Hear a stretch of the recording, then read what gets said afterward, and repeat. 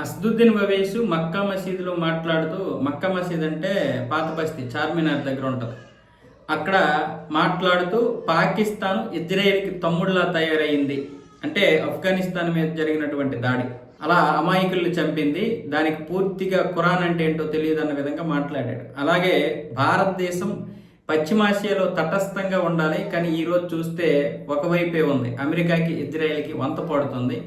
ఇక మన దగ్గర చమురు నిల్వలు పూర్తిగా అయిపోయాయి, కేవలం 9 రోజులకి సరిపడినంత మాత్రమే ఈ నిల్వలు పెట్టుకుంది. వాస్తవంగా అంతర్జాతీయ పరిస్థితులకు అనుగుణంగా 90 రోజులు నిల్వలు ఉండాలి కదా, మరి అలా లేవు, 90 రోజులకే అంటున్నాడు. ఏమైనా బుద్ధి ఉంది అసలు? 9 రోజులకే నిల్వలు ఉంటే ఇప్పుడు యుద్ధం మొదలై 20 రోజులు అయిపోతుంది దగ్గర దగ్గర. మరి 9 రోజులకైతే ఇంకా ఎలా వస్తాయి నీకు? నీ బండిలో పెట్రోల్ ఎలా వస్తుంది? పాకిస్తాన్కి ఖురాన్ గురించి తెలియకపోతే నువ్వు వెళ్ళు అక్కడికి చెప్పు వాళ్ళకి. ఎందుకంటే నువ్వు చాలాసార్లు పాకిస్తాన్ పొగిడావు కదా, నీ పాకిస్తాన్ మీద అన్యాయంగా దాడులు చేస్తుంది భారతదేశం కూడా అన్నావు కదా.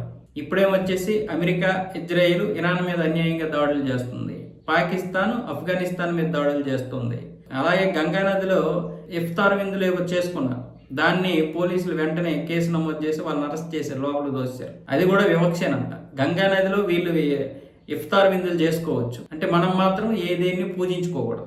ఎలా తయారైందంటే చివరికి ఈరోజు రంజాన్ పండుగ, నిన్న రంజాన్ పండుగని సెలవులు ఇచ్చారు, మళ్ళీ ఈ రోజు కూడా రంజాన్ అని సెలవు ఇచ్చారు. ఇలా తయారవుతున్నాయి దేశాలు.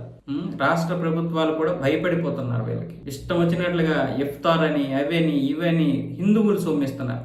ఏ మతానికి కూడా ప్రజలు కట్టినటువంటి పన్నులు ఇవ్వకూడదు, అది హిందువులైనా, ముస్లింలైనా, క్రిస్టియన్లైనా. నువ్వు ఇవ్వాలనుకుంటే వాళ్ళ గుడుల నుంచో, మసీదుల నుంచో, చర్చిల నుండి వస్తున్నటువంటి డబ్బులు ఇవ్వాలి. ఇప్పుడు హిందువుల నుంచి తప్ప ముస్లింల నుంచి, క్రిస్టియన్స్ నుంచి ఒక్క రూపాయి అయినా ప్రభుత్వానికి వస్తుందా? రాష్ట్ర ప్రభుత్వానికి కానీ, కేంద్ర ప్రభుత్వానికి కానీ. కాబట్టి మనం కూడా ఈ ప్రభుత్వాల నుంచి బయటపడేయాలి, లేకపోతే ఇలాంటి వాళ్ళు ఇలాగే వాగుతూ ఉంటారు.